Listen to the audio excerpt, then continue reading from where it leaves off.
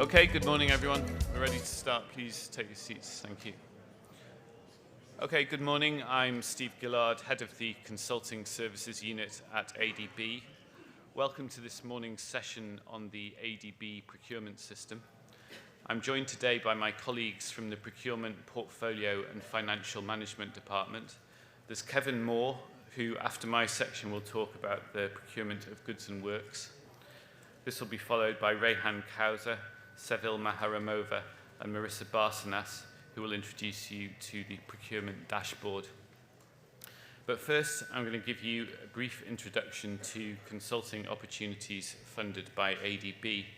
I'll cover where the opportunities arise, who can be consultants, how consultants are recruited, and finally, I'll say a few words about non-consulting services.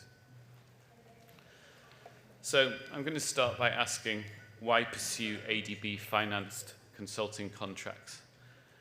ADB covers a huge geographical area, ranging from countries with enormous economies to small island developing states.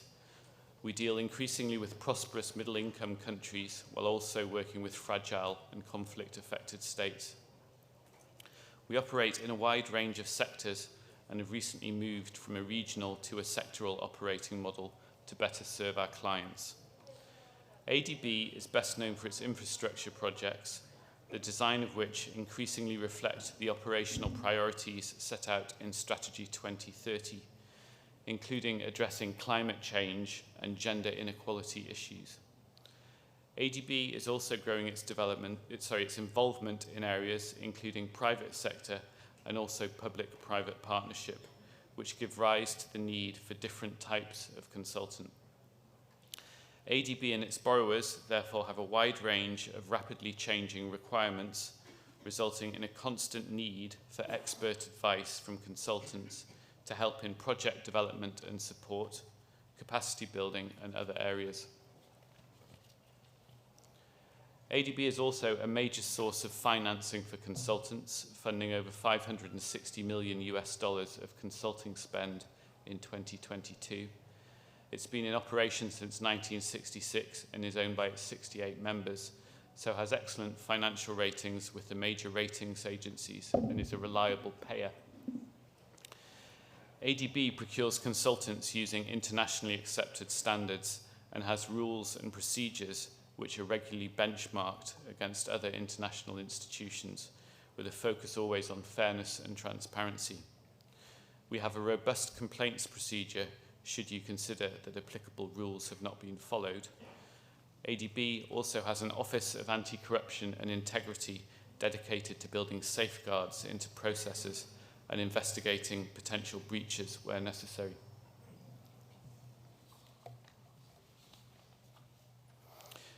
ADB has traditionally been organised on a regional basis, and here we can see those regions along with the active portfolio. We have the Central West region, South Asia, East Asia and Southeast Asia. These regions each have tens of billions of dollars in active portfolio. The Pacific region has a smaller active portfolio of around $3 billion. That's okay. There is also a regional category for projects which involve more than one country. Along the bottom is the total consulting spend. It's interesting to note the spend in the Pacific and on regional consulting is proportionally much higher than the active portfolio would suggest. This is driven by the technical assistance needs of the small island developing states in the Pacific and by the high volume of sectoral studies, surveys, workshops, seminars, and trainings required in regional initiatives. As well as by region, ADB also classifies its operations by sector. Here we can see which sectors have the highest spend on consulting services. They are transport, water and urban infrastructure, and natural resources. ADB finances around 5,000 consultant contracts each year and has a very wide range of requirements, so it's not possible to list every type of opportunity. Typical assignments include project preparation and implementation, site supervision and detailed design, knowledge products, policy and advisory work, and training and capacity building.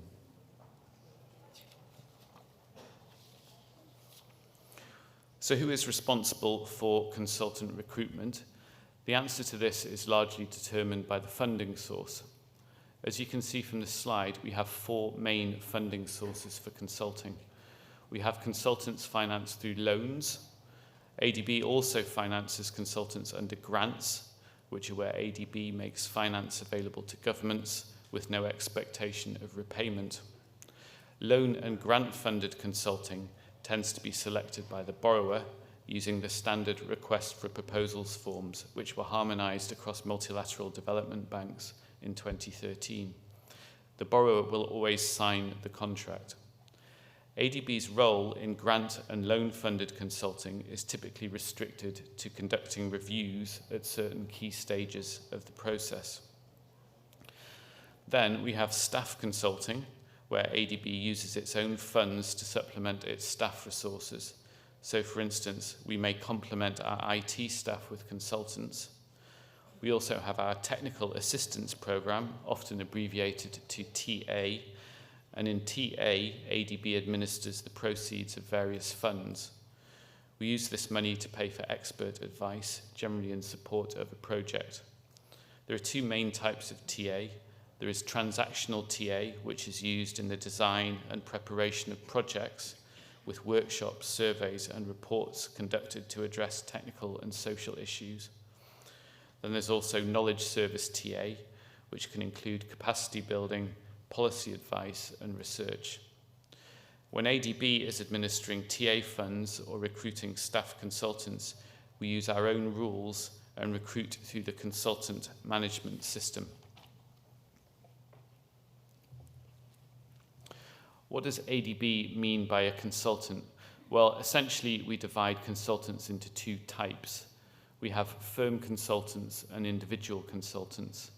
Firm consultants can obviously include engineering firms, financial services firms, legal firms, etc. But we also engage a wide variety of other entities which we classify as consulting firms, even if sometimes perhaps they don't look at themselves as primarily being consultants. For instance, civil society organisations, think tanks, universities, and other international organisations such as UN agencies. So that's who we consider to be firm consultants. We also recruit a large number of individual consultants who can be private individuals or named experts that a particular firm may nominate for an individual consulting contract.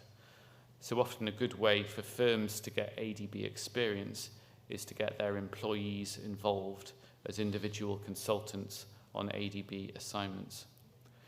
Resource person contracts are also commonly used. They're a less formal type of contract which we use for various purposes, including short-term advisory work.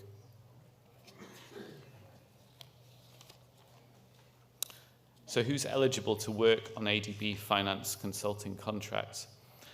The general assumption is that consultants may participate if they're from an ADB member country.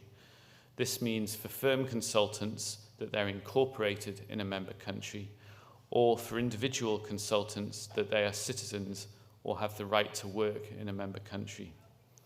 There can, however, be exceptions to these assumptions. Always check the request for proposal or consultant services recruitment notice for information on eligibility for the assignment in which you're interested. It's worth noting that experts working on consulting firm contracts are considered eligible regardless of their nationality, providing the bidding firm is eligible. Consultants who are debarred or suspended under our anti-corruption policy or who are suspended by ADB for poor performance are never eligible. There are also some specific eligibility restrictions on this slide for your further reference.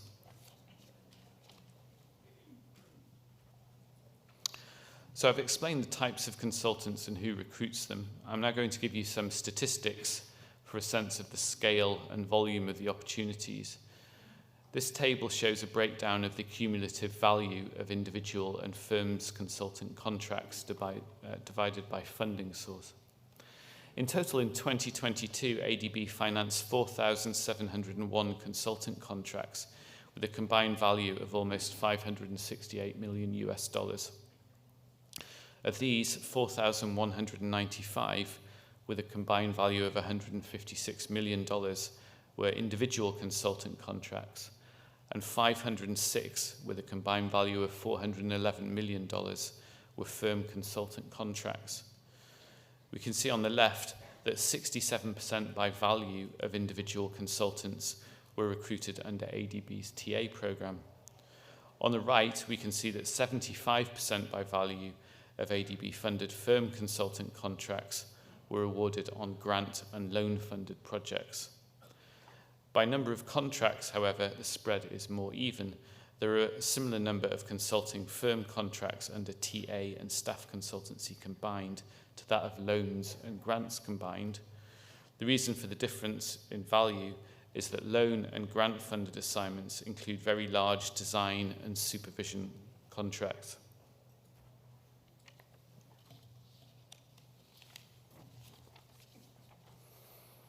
So how do we recruit consultants? After this session, Kevin will talk about the procurement rules framework and the procurement principles, so I'm not going to say much on the topic now, other than to note that ADB-administered and borrower-administered consultant recruitment are each governed by their own separate staff instructions. We don't have time in this session to go through the selection methods. However, it should be noted that ADB prefers competitive procurement, and many of the methods attempt to achieve value for money by including a cost element in the process. ADB generally uses a two-stage, two-envelope procedure for recruiting consulting firms, meaning that ADB will first issue an advertisement to establish a short list of consultants, from which, secondly, it will request both technical and financial proposals in separate sealed envelopes. These proposals will be evaluated separately in accordance with the rules of the method used. The highest ranked firm is established, and negotiating and contracting follow. When it comes to competitively recruiting individual consultants, the process is fairly straightforward. ADB issues a consulting services recruitment notice. Individual consultants submit expressions of interest. We evaluate the expressions of interest, then send a non-committal inquiry to shortlisted individuals to check their ongoing availability before negotiating with a top-ranked consultant, and if successful, issue a notice to proceed. While most TA projects focus around consulting, some include non-consulting services. So finally, I'm going to say a few words about this. I'd like to emphasize that this is for technical assistance only and is not to be confused with procurement of services that the bank does for its own institutional needs. There'll be a presentation on institutional procurement tomorrow afternoon. Non-consulting services are services where either the physical characteristics dominate, such as IT implementation, or where the services are considered to be standardized, like surveys and standard audits. While there's sometimes a grey area between consulting and non-consulting, often the services differ, and non-consulting services are considered less based on intellectual input. Therefore, a slightly different procurement approach is taken for non-consulting than for consulting.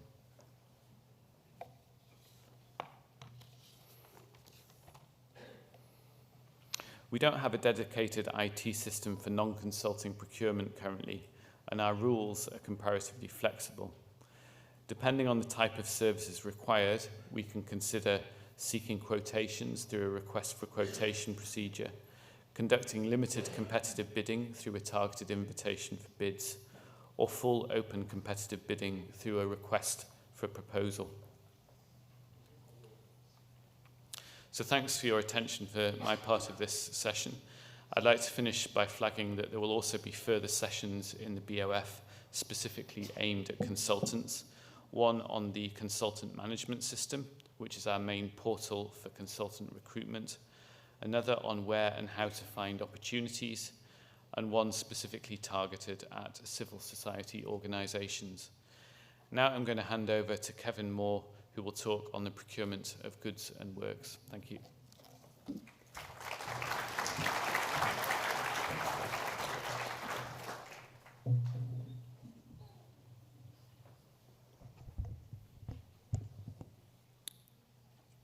Okay, good morning. Thank you all for coming and listening to this session. Hope you arrived safely. Jet lag isn't too much of an issue so far.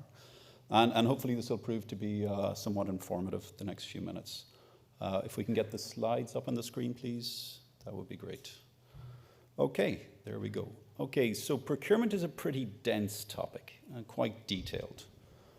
But luckily, I've only been given 15 minutes to give this presentation.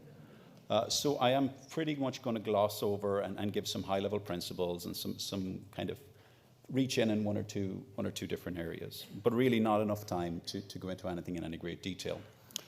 Luckily, however, I will be going around for the next 2 days, so if you see me on the floor at any point, please do feel free to come up if you have a specific question, you want to discuss a specific topic, and I'll be more than happy to answer that, as well as my other colleagues who you'll see wearing some of the badges and the ADB ID. That's a good giveaway. They'll also help out. But let's start going through it in the 15 minutes we have.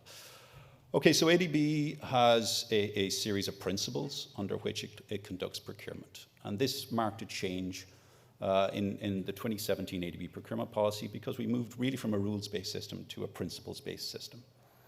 And whilst there are guiding rules, really, you know, in this world where everything is changing, where we need to innovate, where we need to do things differently, we come back to the core principles whenever we undertake procurement. And that is key to how procurement is now done in the bank and key to how we deliver solutions right across all of our developing members. So there are 6 principles. Economy, which is fairly self-explanatory. We want to do the right things at the best possible cost. But also economy in terms of time, and that reaches into efficiency. The procurement we undertake and the complexity of that procurement needs to be proportional to the risk and the value of that procurement. And Simon spoke earlier on about procurement taking a long time, and we're working on that. But when we have complex procurement, that procurement will take time because the idea is that by doing it methodically, by following the rules, by putting in place the best practices, that we will get the best outcomes, and that those outcomes will deliver value for money to our developing members right around the region. Fairness, ensuring that people have equal opportunities, that the process is equitable, that the contracts are balanced in terms of risk, and that the whole entire process is fair. Transparency, and by transparency, publication of information at key stages, having that information on our website and on the websites of our borrowers to ensure that you as bidders, as contractors, consultants, suppliers have access to the information you need to understand how the process is moving, where you sit in there, and the reasons why decisions are taken. Quality, ever-increasing focus. We all want quality outcomes. We always have. What are we doing now?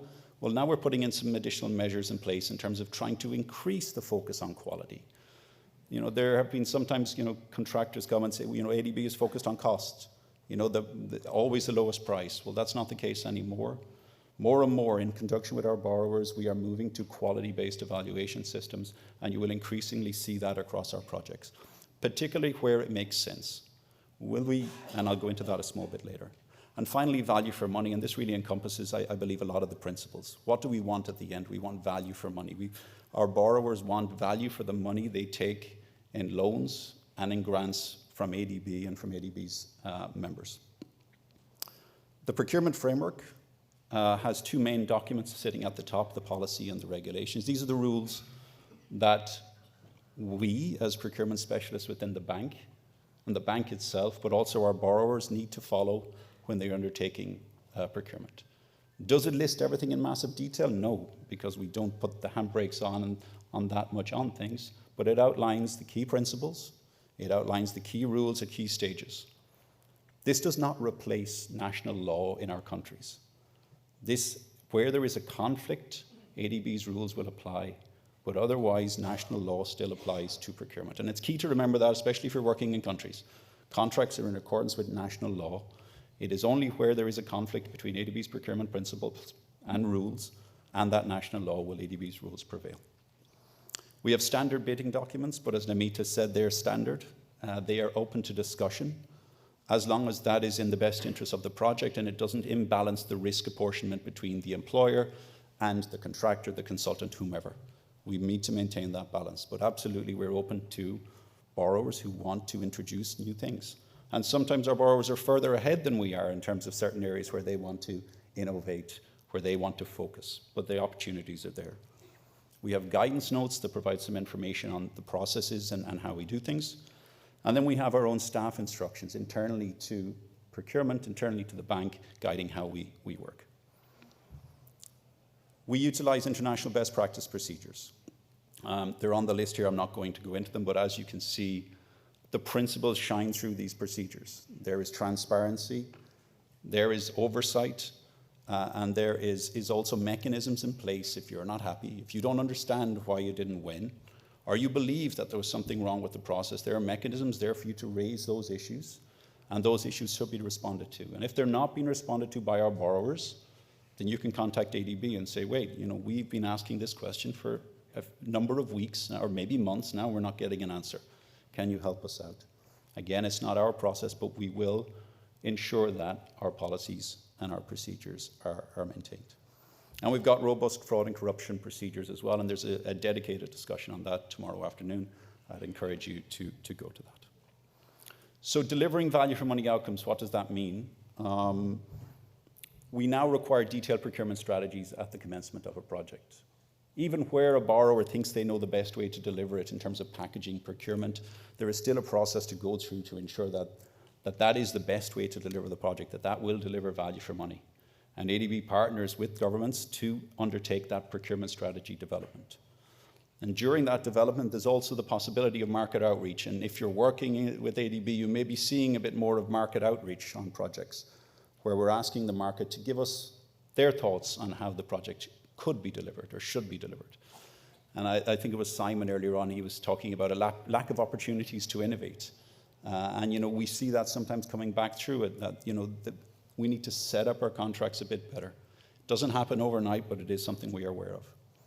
Promoting usage of quality-based evaluation techniques, where the winning bidder is the one who has the combined best technical and financial proposal. There's many, many consultants in the room. You'll know that's the way it's always been done with ADB. Now that's been moved into goods procurement and works procurement. But again, in partnership with our borrowers. Is it going to be mandated everywhere? No. We believe in a flexible approach. We believe that the complexity of the process should match the complexity of what you're trying to procure. In some cases, absolutely still lowest price evaluation techniques will be the best way to deliver certain types of infrastructure, non-complex infrastructure, with strong markets and strong executing and implementing agencies. But there will be many others where there will be combined quality and cost evaluation systems. And again, you'll see that starting to roll out across the bank. And because all of these things we need to discuss with our borrowing members. Some of them haven't ever used them. Maybe for 20 years, the banks have been telling them that lowest price is okay.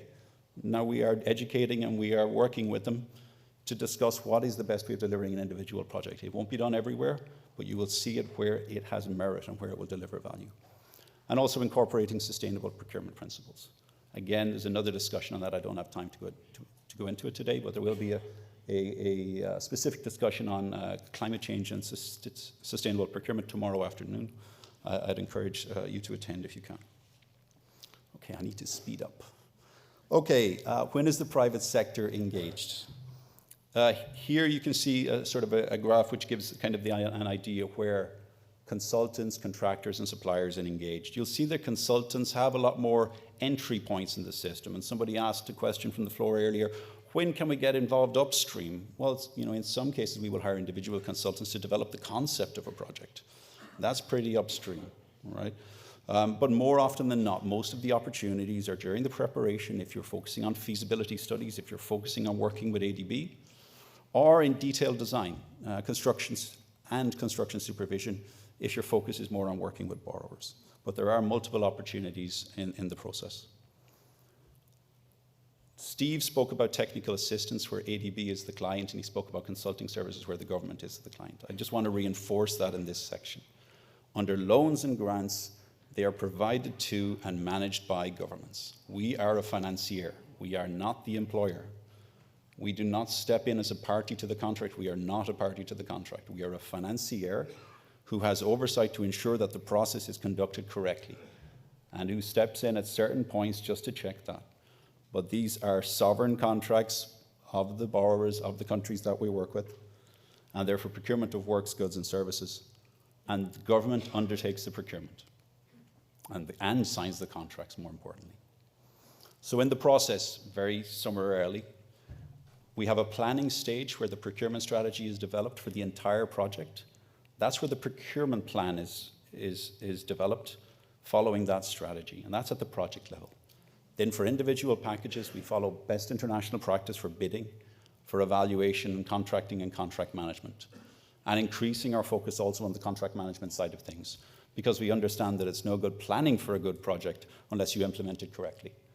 So adding more focus and more resources on that.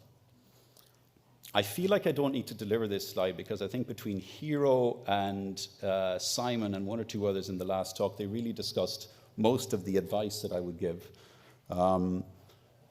Planning ahead, as Hero said, identify a pipeline of projects of interest. As Simon said, the information is there, you just need to know how to find it, you need to put a bit of time in. Understand the projects before it goes to tender, you will not have time otherwise. Partnerships are key, especially when you're working in country. Also, if you're a new entrant, partnerships are important.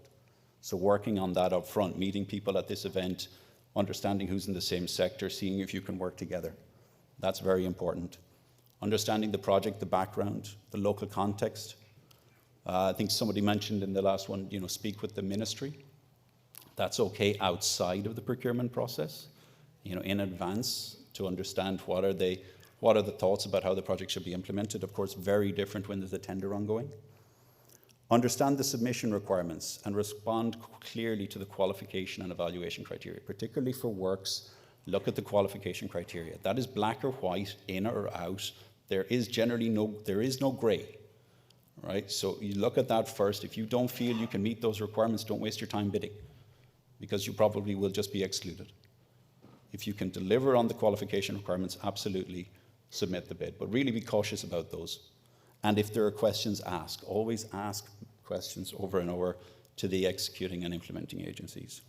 Understand the regulatory systems, customs, maybe requirements, business registration, taxation, all important when you're working with governments. And be aware if they've systems. If they've got an EGP system, don't wait to the last day to submit your bid for the first time. Please be aware of the systems and how they work. Common mistakes. Lack of clarity would probably cover most of the things I put in here. Lack of diligence to the submission of bids, and making sure that you follow the rules of the process. The rules of the process, as laid out in the bidding documents, are there for a reason. They're there to ensure that with transparency and with fairness, the governments and the borrowers can apply the procurement process correctly. If you are not aware of your obligations at that stage, you will not win a contract. If you're not aware of what you need to do and how you need to substantiate your experience or what financial information you need to provide, don't assume that every borrower will ask you again, please, can you provide that? That's not necessarily going to happen. You need to be professional in terms of the submission, and then the borrower will be professional in terms of the evaluation. Just some high-level numbers. I know Jeff this morning spoke about 10 billion odd of contracts last year. This is the overarching numbers for 2022 between overall goods, works, and consulting services. Of course, works is reaching about 6 billion, goods about 2 billion, consulting, as Steve presented, about 500 million, and then other elements is about 900 million. Spread across the world, this is how it looks, the same as Steve's. India, the biggest borrower, followed by the Philippines and others. And finally, by sector, and you will hear a lot about sector approaches within ADB now, but transport remains the largest sector within the bank, followed by water and health, with a large increase in spending due to the COVID pandemic, followed by energy. Health has really jumped up there. The top three used to be transport, water, and energy, and it was pretty... You could bank a lot on that. Now we're seeing a lot of health spending. Finally, how do you find information on our website? adb.org. www.adb.org is a great way to find information. However, also Google ADB and whatever you're looking for, and it often comes up as the top search. Google is your friend when you're looking for stuff on ADB's website. But within this section, work with us, projects and tenders, guides you through where you can see the pipeline. And I know Simon spoke about the pipeline as well earlier, but here you can see projects, you can also see tenders. Under tenders, you can also see advance notices where borrowers post on ADB's website 3 months, 4 months often in advance of big tenders, opportunities that are coming. And finally, our business center, where you'll get information on how to do different things, our policies and regulations, procedures and guidance, and documents and forms. And with that, I will leave you for now.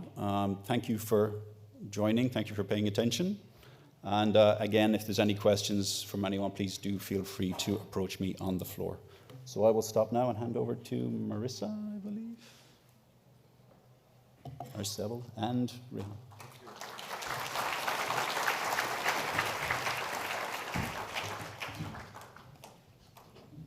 Thank you. Yes, good morning. So we're going to just give you a presentation on the procurement dashboard. Before that, actually, welcome to everybody and welcome to our board of directors also. I see here, my name is Rehan Kausa from the same department, but I'm actually into portfolio management. One of the responsibilities we have is to actually monitor and provide procurement statistics. So the procurement dashboard, why are we demonstrating it today? It's because we only launched it in 2021.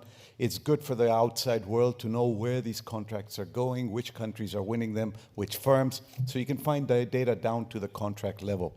And it's the first external facing dashboard that ADB produced. It's very useful. So I'm assisted today by Seville Baharova and, of course, Marisa Barcenas, who was sort of, I must say, Marisa and her team were basically the key architects of this dashboard when it was created and rolled out 2 years ago.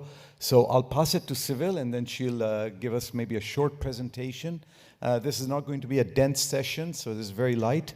Enjoy it. And because you can extract a lot of good information out of this, and then Marisa will give us a short demo, and we'll end it there. Yeah, thank you. So, Seville, over to you.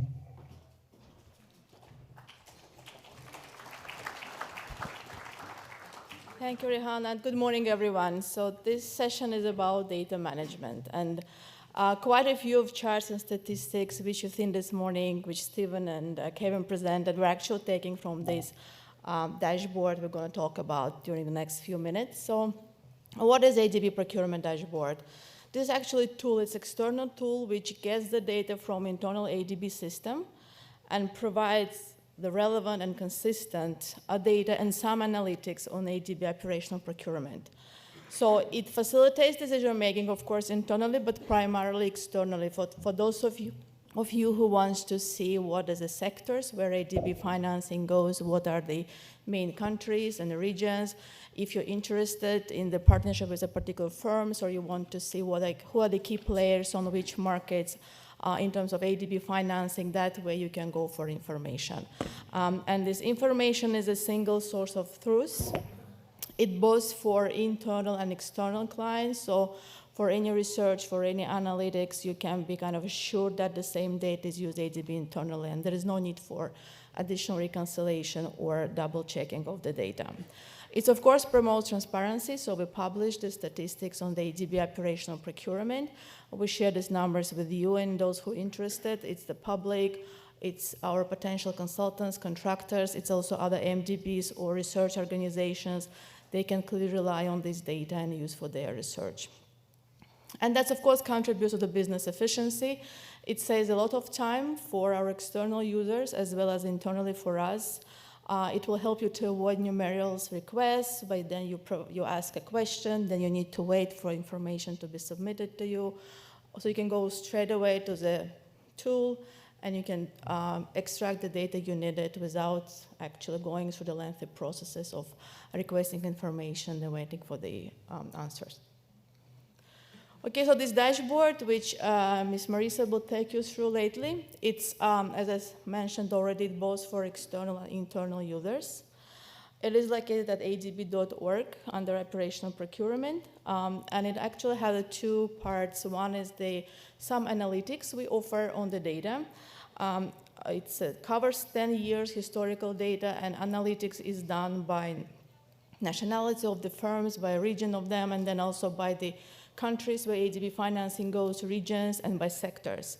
Right? And another part of this dashboard is actually the raw data itself. So in case if you want to have more analysis or if you want to see the different perspective, you can also extract the raw data and then you can work on it depending on your needs and demands.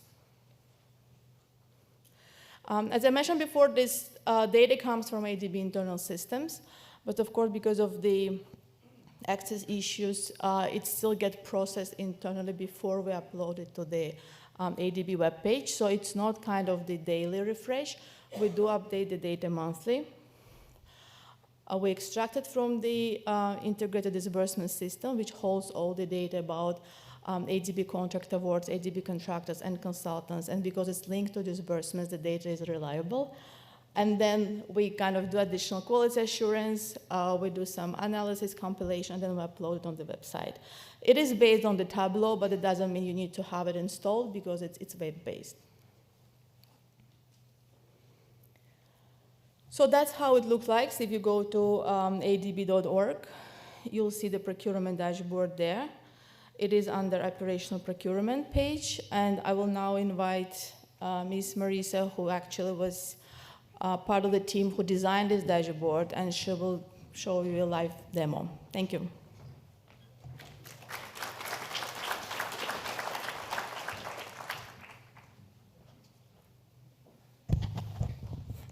Okay, good morning to everyone. Welcome to the live demonstration of the ADB procurement dashboard. So let me just use ProcDash for short because it is very, operational procurement statistics dashboard. Okay, this is the welcome page of the ProcDash, and it says here that the ProcDash presents the value of all goods, works, and consulting contracts awarded for ADB projects. It means to say that the institutional procurement are excluded from ProcDash. And the values are presented in terms of US dollars, that is financed only by ADB. And this ProcDash is updated on a monthly basis. So right now you are seeing the as of 31 August 2023 data. So this is the welcome page, but here we have the 4 sections of ProcDash. We have the overview page, the by nationality of contractor, by origin of goods and services, by threshold. Okay, so in the overview page, we have the operational procurement presented by region. Oops. Okay, and also by nature or type of procurement, by sector or by the primary sector of the project, and then by borrowing country. At the right pane, you have different options to slice and dice the procurement data. So we have the contract year, we have the modality, the nature of procurement, region, sector, and borrowing country. Okay. In the contract year, as mentioned by Civil, we have provided for you the opportunity to download the summary statistics in the last 10 years on an annual basis. So we have data for 2013 up to 2022, and the partial statistics for 2023. And then we also have the option to download the summary statistics for the last 5 years, so from 2018 to 2022. And then we also have the data for 2020 up to 22 or for the last 3 years. You can also download the summary statistics for the cumulative since the operation of ADB in 1967. But of course, the contracts were awarded a year after, in 1968. Okay, here in the overview, we can see that a total of 4.6 billion were already awarded for projects in 2023. And if you remember the presentation of, I think, Kevin, he showed there that a total of 19 billion were awarded in 2022. And if you're looking at this number, you are looking at an opportunity of at least $10 billion of contracts for the last 5 years of 2023. Okay, and also you can see that South Asia is leading in terms of the contracts awarded, with almost half or more than half of the total contract awards in 2023 as of August 31. So, and it is followed by Southeast Asia.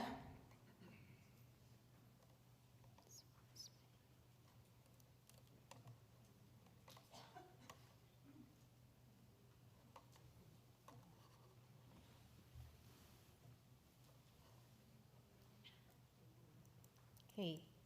And then by type of procurement, you can see that three-fourths of our procurement are for works contracts. And it is for transport projects, mainly, and then and these are for projects in India, Bangladesh, Philippines, and People's Republic of China. Okay, is this the same trend as in the last 5 years? Let's look at the data for the last 5 years.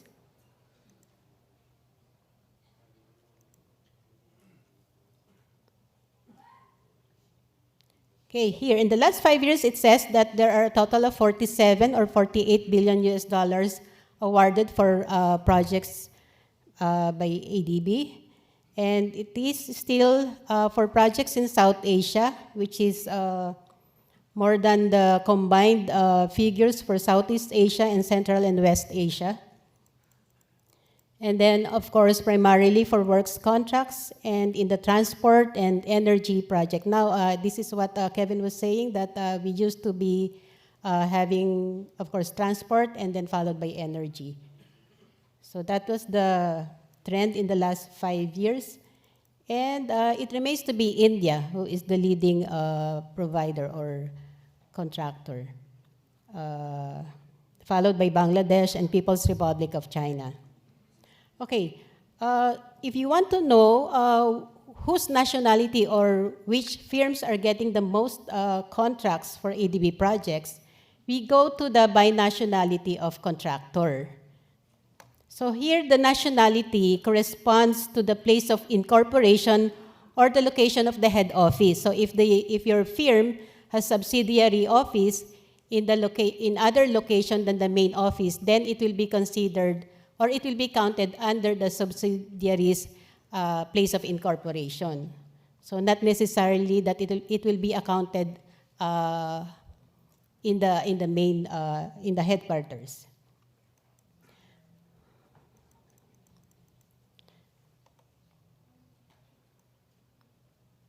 For consulting services, the home office of the consulting firm would be the country of procurement of the services or the nationality of the firm.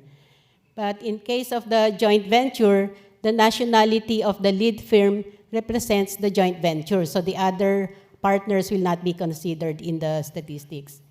Then in the case of individual, the nationality as indicated in the passport or as registered in the consultant management system of ADB will be considered as the nationality of the consultant. So here we are looking at India as the one who gets the most of the contracts with 1.3 billion as of August 31, 2023, and followed by People's Republic of China and the Philippines. And from here, you can also say that most of these firms are domestic firms, or it is also possible that they are incorporated in India but actually are foreign firms. Okay, so where do we source the goods and services that are provided by our contractors? So that can be gleaned from the by origin of goods and services. By origin of goods, we mean to say the place where the goods have been mined, grown, cultivated, or produced or manufactured. There are also some articles that were procured in different countries, but they were assembled, resulting to a form that differs substantially from its basic characteristics. So that would be considered as the place of assembly would be considered as the origin of that good. In case of works, consulting, and other services, it is the nationality or the place of incorporation of the service provider which serves as the origin of that services. So here, again, it's India is leading as the source of goods and services, followed by People's Republic of China. But let's look also at the figures in the last 5 years. Is this the same?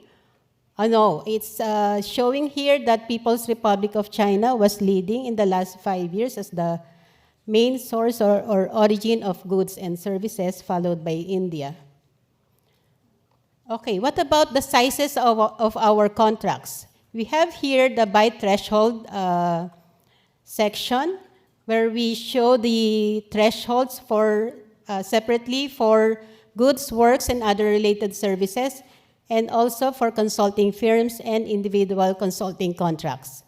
So from here, you can see that we award, or the ADB projects award as low as less than $100,000 of goods and works contracts, but also as high as greater than 100 million of goods and works contracts. Okay, for firm consulting, there are firms that are getting less than $100K or $100,000, but there are also those that are getting greater than $5 million of contract. For individuals, you can have less than $10,000, but you can also have $100,000 and above of individual consulting contracts. Okay, let's say you want to download the data. Say you want to,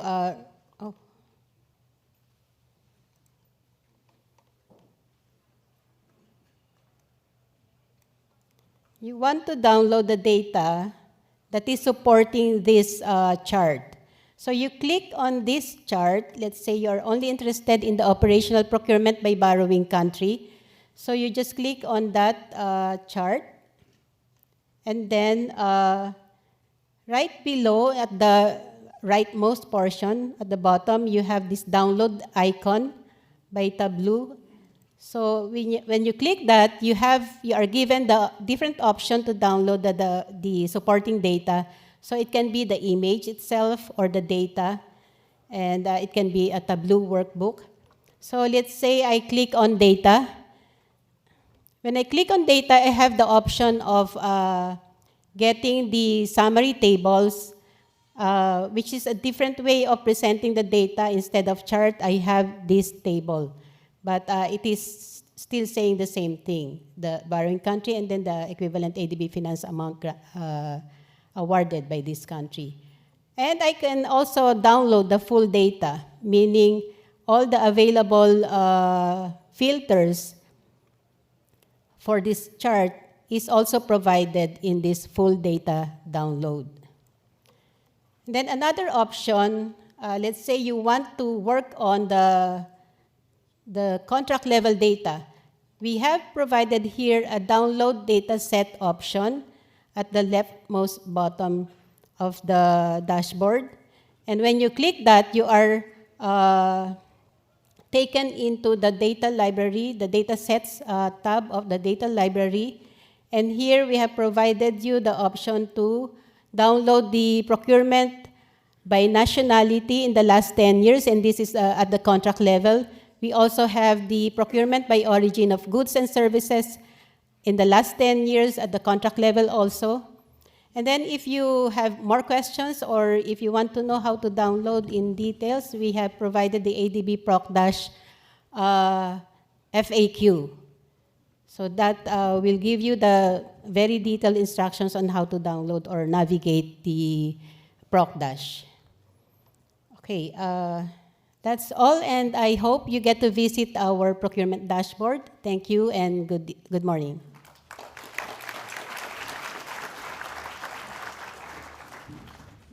Thanks, Marissa. And that concludes our session today on the procurement system. Obviously, we've just gone through things at a fairly superficial level. There'll be more detailed sessions and also opportunities to speak to procurement specialists over the rest of the event. So please come and speak to us if you want to go into some more detail on these topics. With that, I'm going to hand over to Gigi, who will be hosting the next session. Thank you.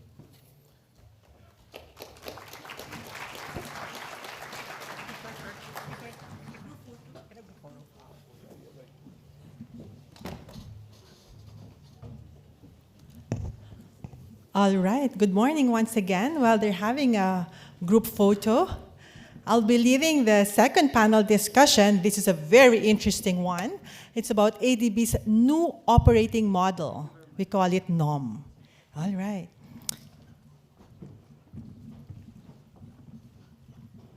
Thank you once again. So, ladies and gentlemen, I would like to welcome you to the second panel discussion with senior ADB colleagues who will give a quick overview of ADB sectors and will share their insights on strategic sectoral priorities working under the new operating model. So may I request the members of the panel, the panelists, can you join me here on stage, please? So may I request Tariq Niatsi, Shifeng Zhang, Shanti Jagannathan, Hiroaki Yamaguchi,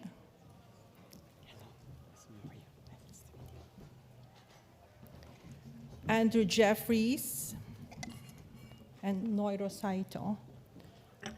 Before I do the honor of introducing each and every one of you, are we complete? Okay. So first is Tariq, Shifeng, Shanti, Hiroaki, Andrew, and Norio.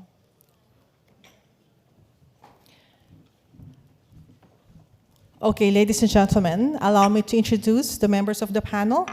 Tariq Niatsi, Senior Director, Public Sector Management and Governance. Next is Shifeng Zhang, Senior Director, Agriculture, Food, Nature, and Rural Development. Shanti Jagannathan, Principal Education Specialist and Officer in Charge for the Education Practice Team of Sectors Group Human and Social Development. Hiroaki Yamaguchi, Senior Director for Transport. Andrew Jeffries, Just Energy Transition Program. And Norio Saito, Senior Director, Water and Urban Development. On this particular discussion, there will be only one and the same question to be raised to everyone, and will be briefly answered in 5 minutes. The monitor is in front of you. And then, by the way, for whoever wants to raise a question, you may want to raise it in the Events Air app, and then we will read it after the first segment of them answering the question. Now, the question is, can you give an overview of the sector you represent and your insights on respective strategic sectoral priorities working under the new operating model? Tariq? Do I need to go there? No, that's okay. Just sit there. Thank you very much. I'm Tariq Niazi. I'm the Senior Director of Public Sector Management and Governance Sector Group. With the new operating model, what we have done is to try to bring more specialization within the sector and also to have more collaborative opportunities. What we do in the sector is macro-fiscal policies. That is our mainstay. As part of this policy, there are two strands of our engagement. One is doing the regular structural reform programs in countries, and second is responding to urgent economic assistance requests due to pandemic, due to conflicts, or due to crisis. That is done through various modalities. policy-based programs and results-based program, these are our main mode of engagement with the countries. Though we provide lots of financing to countries under these two strands, and I'll give a bit more detail, we do not really have very many investment projects, though we have quite a few technical assistance projects, and there's where we need consulting expertise. There are four main areas that we have refined and defined under NOM. It's domestic resource mobilization, which includes tax policy, tax administration, then public financial management, which will include public debt management, fiscal risk management, and expenditure rationalization. Third would be the SOE reforms that we do at the corporate level, and also we look at them from the fiscal perspective. And finally is the economic diversification that includes improving business climate, investment climate, and working on these areas. With the introduction of NOM, and also even before that, the two important focus areas that will form part of all our engagements is the climate change. We will have components related to climate change in each of our projects. And second is digitalization. That is one major thrust going forward as part of the NOM. And we have quite a few areas that lend themselves to digitalization. It's setting up of financial management information systems at the level of the government. That is the whole budget cycle, the public financial management processes of a government. Then digitalization of tax administration. Also, as part of SOEs and otherwise too, we work on improving public service delivery, and this is another area that lends itself to more automation and digitalization. Thank you very much. I'll stop here. Thank you, Tariq. Shipeng? Thank you so much. Invite us to attend this very important session. I am the Qingfeng Zhang, Senior Director for Agricultural, Food, Nature and the Rural Development Sector Office for the ADB. I take this opportunity to answer the question.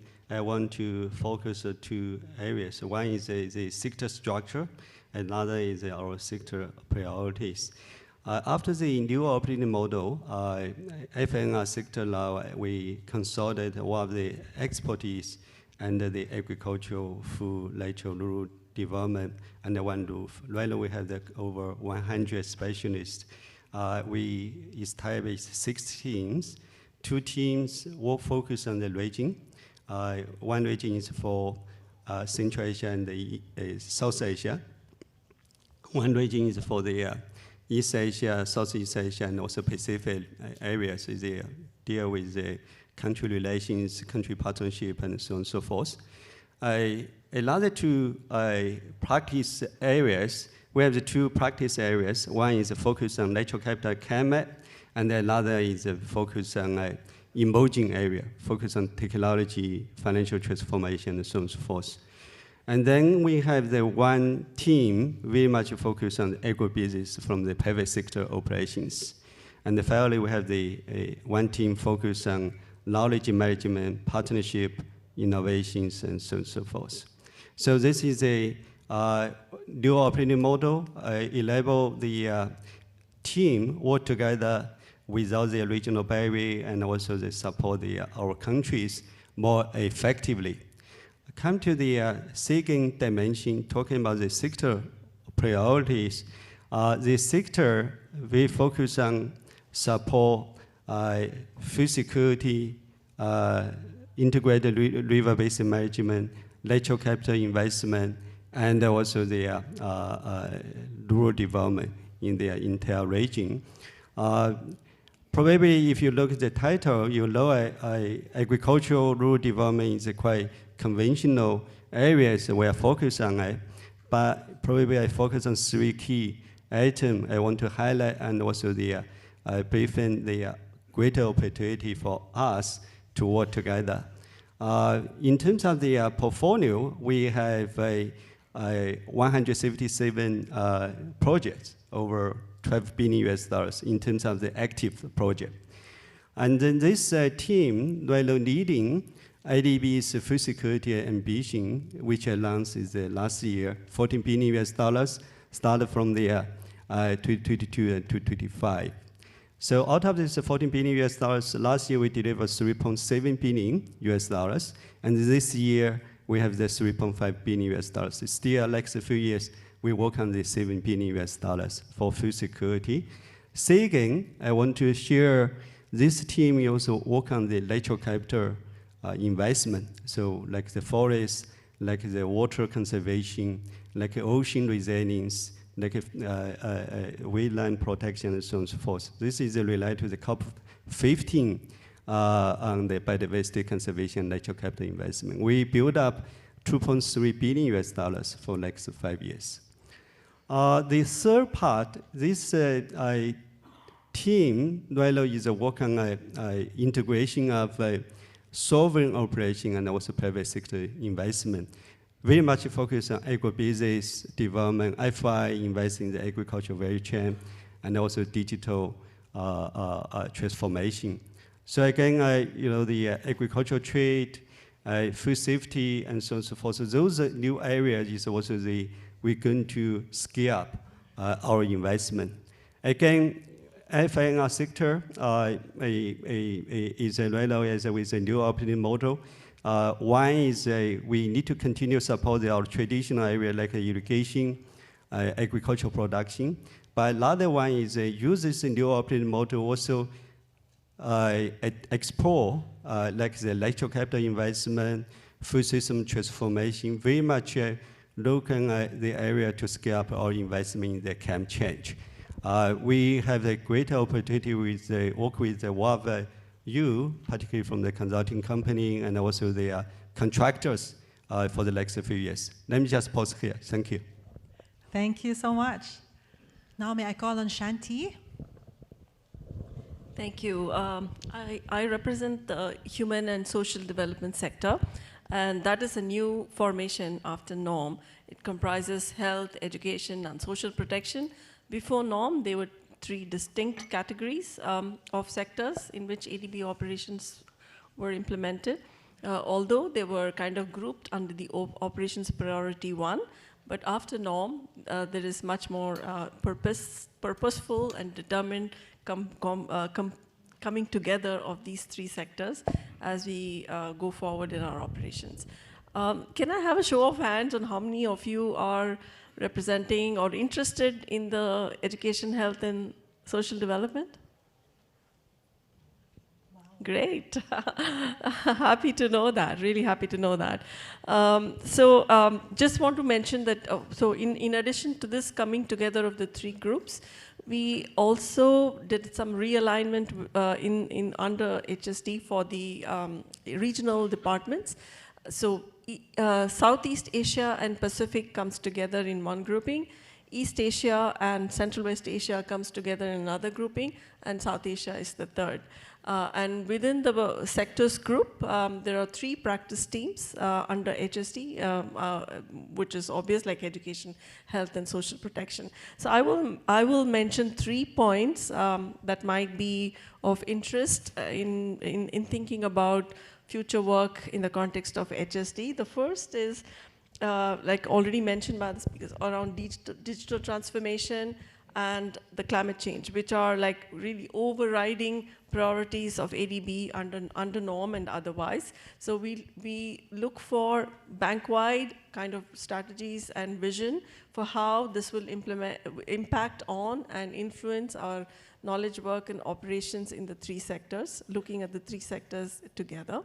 The second one being to promote more actively, like combined knowledge work and operations that bring education, health, and social protection. While these some of the projects will continue in the way that we've done in the past, working with education institutions and so on, we expect that there will be more interest and opportunities for bringing these sectors together.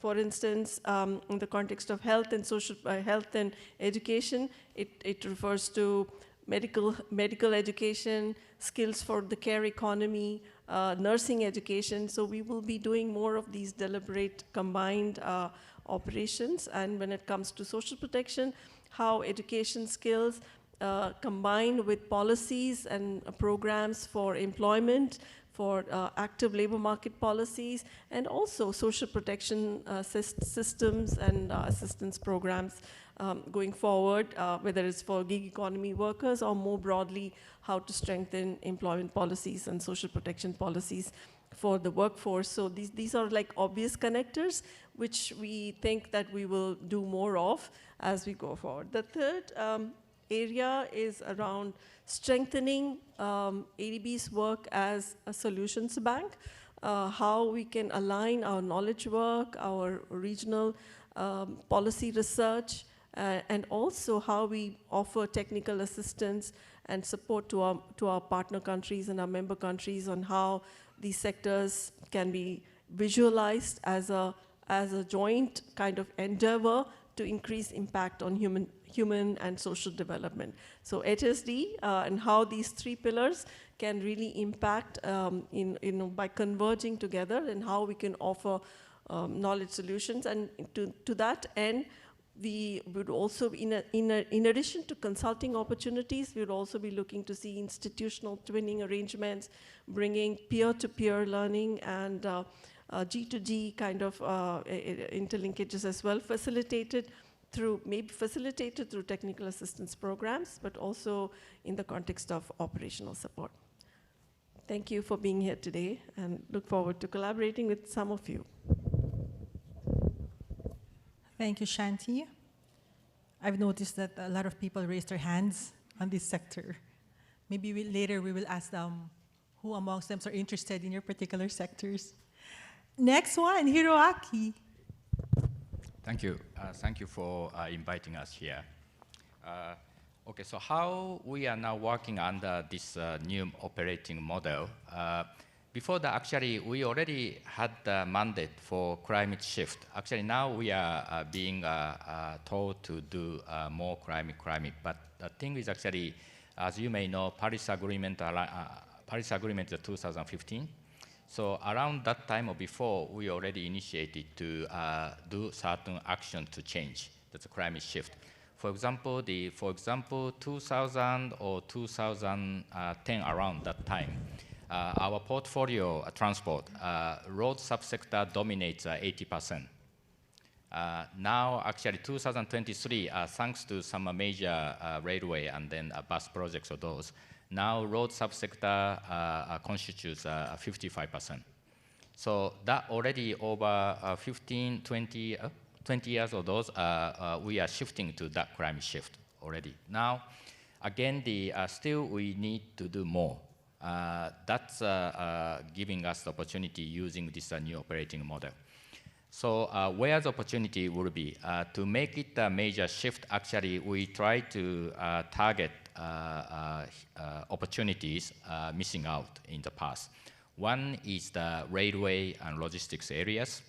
And then also another one is the smart mobilities. That includes the e-mobility and then digitization, etc. So those two areas that we often missed out because it may take time and then requires lots of dialogue with the clients, and then also requires expertise from the private sector from you. So that kind of challenges we try to address using this opportunity. So the new model provides transport sector office having the two distinct teams. One is the railway logistics team, and then also the smart mobility team. Both are headed by a director. There are still continuously with this region-based unit, which works for any projects, but focusing on certain regions like South Asia, Southeast, and then Central West, etc. So we continuously having that as a single window to deal with the client liaison or etc. And then also understanding where about the procurement system in the countryside and then the restrictions or opportunities there. So we work on there. So what we try to do is actually expanding those missing opportunities where also incidentally all the client governments also wants us or expect ADB to help to expand those areas. So that fits the mindset. And also I'm sure those contractors, consultants also having a lot of expertise in these areas, and then they seeking opportunities from ADB side. So details actually coming up on the transport sector session today or tomorrow, I forgot. So that one you can discuss more. But again, under this new operating model for transport sector specific, actually those two areas are really highlighted. Railway logistics, as you may know, there's a climate shift already there, expecting the modal shift from the roads, vehicular traffics. And then also the private sector expectation on the certain technology on these logistics centers, etc. And then smart mobility also we have to work together with the energy sector or maybe finance, those to promote electrification of vehicles of those, and even including the e-locos, etc. So that part we are working together. So that's another new operating model, is a unique feature that we work together in a cross-sectoral approach. Even the railway project, we have to consider a transit-oriented development together with the urban sector and also the finance sector. So, and then rural road projects, we require work with the agriculture sector on the more bigger value chain, the frameworks of those.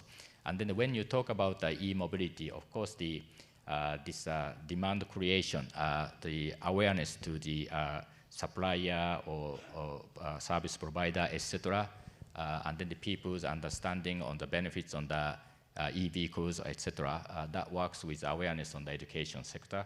So those kind of, we work together, sitting together, talking this way always. So that's actually how we work under the new operating model. Yeah, I stop here. Thank you, Hiroaki. Now let's hear it from the Just Energy Transition Program. Andrew.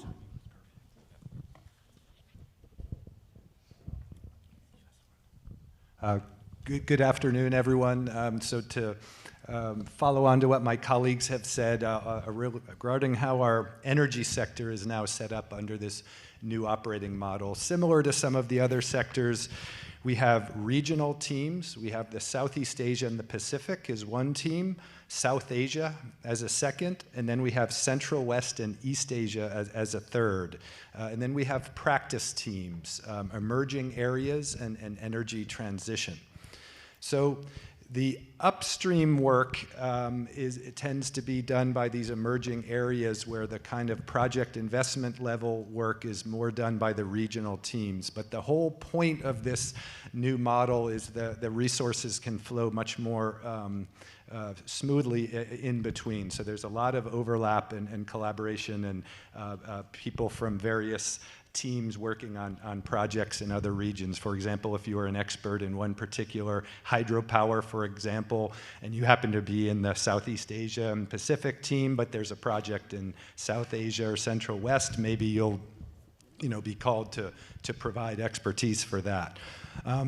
Excuse me. The emerging areas, that's integrated cross-sectoral solutions, and productive uses of renewable energy, including e-mobility, e-shipping, water supply, nature-based solutions, renewable energy, cold storage for agriculture. So that would be kind of sectoral work done with some of our colleagues' teams. There's also exploring new innovative technologies, hydrogen, ocean energy, creating the enabling environment for the private sector, regulatory reforms and areas to unlock, say, private investment in power generation, renewable power generation through supporting grid enhancement, battery energy storage systems, and the like. And then there's also, state-owned enterprise corporate sustainability reforms that are needed in a number of our regions. Energy transition work, that includes our support for these just energy transition partnerships. There's 2 of those in Southeast Asia. And then the energy transition mechanism, which is a program that utilizes concessional and commercial capital from both public and private sources to incentivize the early retirement of coal-fired power generation or other fossil fuel intensive power generation, and then simultaneously unlock more investments in cleaner energy sources, grid enhancement to accommodate those sources, energy storage, and the like. So regarding strategic priorities, again, as we've pivoted to become the region's climate bank, of course, I guess confronting the climate change challenge and facilitating a just low-carbon transition in our developing member countries is, I think, the primary focus. This involves common as well as differentiated approaches across the country, integrated energy planning. Our support to implement these transitions, again, will support sector-wide planning, project investment, enabling environment support, and of course our energy transition and ETM or energy transition mechanism work. We also seek to expand and support demand-side management, energy efficiency, and address the demand side of the equation and not just kind of the supply side.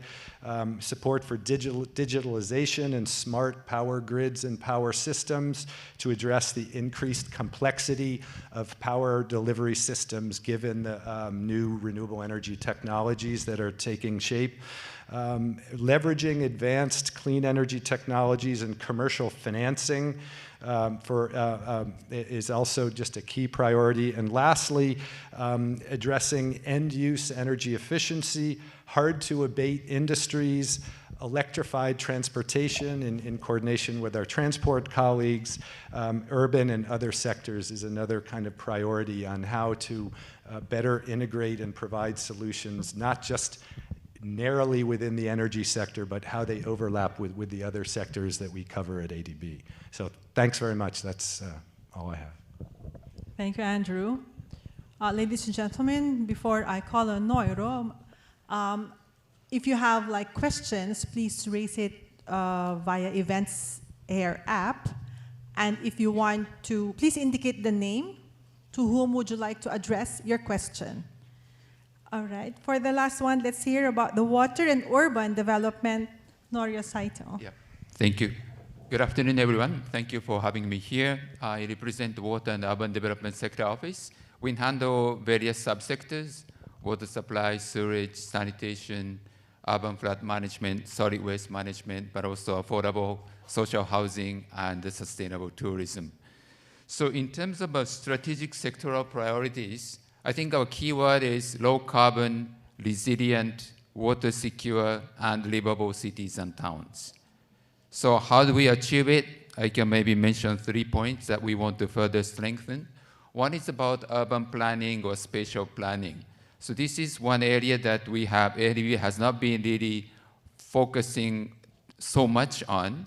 But in order for cities and towns to become more resilient and low carbon, then further work on this urban planning, spatial planning to support developing more compact cities, more resilient cities. That is really an essential part.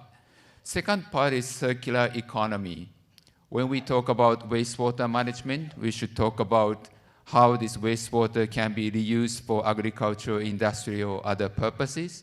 And of course, solid waste management, we always need to pay attention how the recycle can be promoted or resources can be recovered.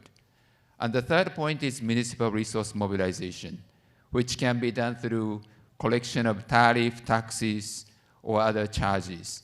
This is really important to strengthen the financial sustainability of the assets that we help build, but also to help make cities more credit-worthy so that they can leverage more private sector financings as well. Because public sector financing alone should not be enough, would not be certainly enough to build the cities that are low carbon and resilient.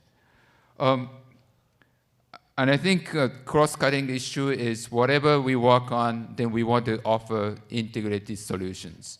Integration means maybe water and sanitation can be integrated, waste management and urban flood management, those are closely linked, but also supporting gray infrastructure with blue or green infrastructure, or like infrastructure development associated with policy regulatory improvement. So those kind of various types of integration is possible, but we want to offer better solutions to solve the client needs and demands. In terms of NOM, I think this new operating model is really about specialization and client orientation. Because as some colleagues mentioned, we have more flexibility in assigning or allocating staff resources or technical assistance resources. Depending on the needs of our clients or depending on the specific needs of the clients, we can flexibly deploy staff from one team to another so that we can address on the client's immediate issues.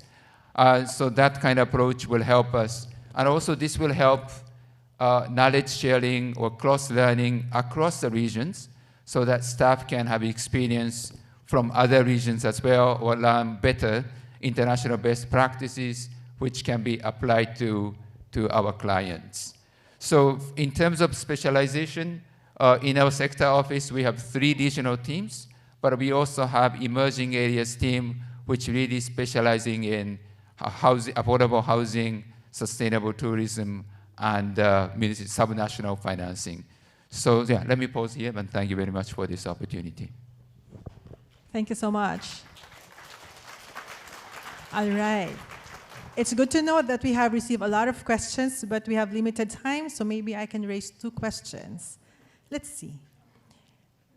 To Mr. Tariq, can you please elaborate more on the initiatives undertaken for digitalization of service delivery? Yeah, thank you. So this would be context by context basis within the country, within the sector that this is being done. I can give you a couple of examples that what we have been trying to do related to our trade and competitiveness programs. These are single window operations that require all the processes to be unified first and then automated so that there is not a lot of transaction time for the end user, and it is a simplified process. Many countries in our region,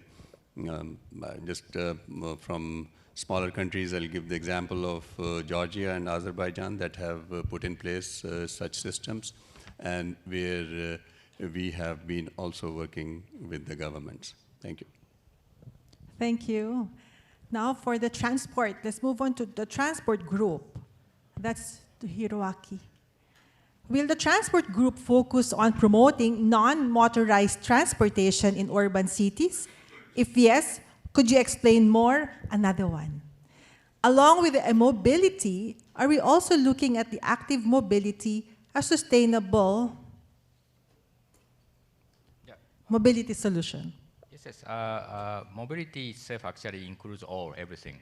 So one area is the what we focus more on the public sector, public transport systems like buses, those. But that definitely includes how the active transport be integrated in there. So that's where exactly we work together with the urban units, where the expertise there on the more holistic, the urban planning or the urban development pictures there. So yes, answer is yes, that is considered. And then we are working on that. And then especially for public transport project, bus systems project, we often include those considerations. Yes. Thank you. Let's move on to Andrew on energy. Question from Resham Dakal, CEO SMEC India.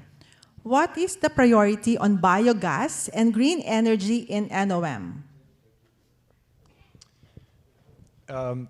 I guess we don't have a kind of priority technology or solution. I think the appropriate technology or solution is very either country specific or locational specific. So very happy to support biogas if that's the applicable low cost and viable, long-term viable solution.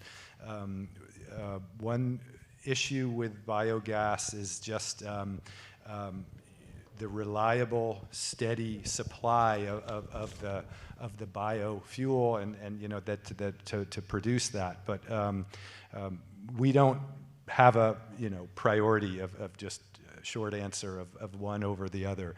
That could be very, very applicable in some locations and the perfect solution, and there may be much more lower cost or more readily available solutions elsewhere. Thank you, Andrew. Actually, I'm so elated that I have received a lot of questions. I wish we could have more time to learn more about the sectors and the NOM. I received a signal, last one. Correct. Okay. To Shifeng. How ADB integrate biodiversity conservation into rural development, and what consultancy services do your sector need most? How ADB integrate biodiversity conservation into rural development, what consultancy services do your sector need most? Thank you so much. This is a very important question. Again, if we're talking about the biodiversity loss, you can see the agricultural rural development probably responsible for the 80%. So for this particular sector, we need to integrate the natural capital investment with livelihood support. So that is the key. So for future, we need to talk about when we develop the rural economy, build up this agricultural production, and also enhances the farmer income. And same time, we also need to protect our natural capital.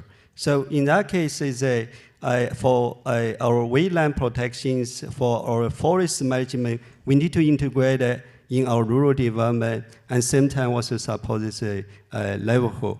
So this is the one. The second is for consulting services as opportunity. Again, I just share, we already built up this $2.3 billion pipeline for the natural capital investment. So for future, we can further discuss about the opportunity. Thank you. Thank you so much. I'm afraid I have to close this particular panel discussion. And thank you so much. May I request for a round of applause for our dear panelists who were able to give light to the recent NOM. It's ongoing. And thank you, everyone. May I request also a round of applause for everyone for a very interactive session. And the clap isn't, I think we need, lunch. Okay. I received a note that it's time for us to have lunch to gain more energy and be back at, what time? At 1:45.